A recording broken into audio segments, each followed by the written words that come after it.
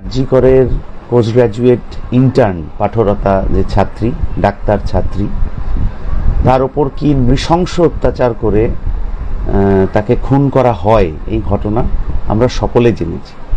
যখন আমরা এই খবর পাই তখন আমরা প্রয়াত বুদ্ধদেব ভট্টাচার্যের শেষ মিছিলে ছিলাম।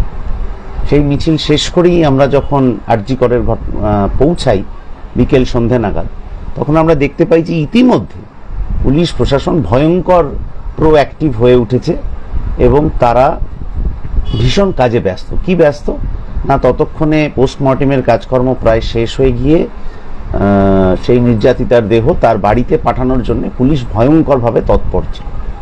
আমরা ঘটনাক্রম জানতে চাই, কি হয়েছিল, কোথায় হয়েছিল, কেন হয়েছিল ইত্যাদি। একেবারে ছোটবেলায় একেবারে মুখস্থ করার নামতার মতো করে ওখানে উপস্থিত পুলিশ কর্তারা বলতে থাকেন যে ওই তো পরিবার যা চেয়েছিল আমরা সব ব্যবস্থা করে দিয়েছি, পরিবারের কোনো ব্যাপার নেই,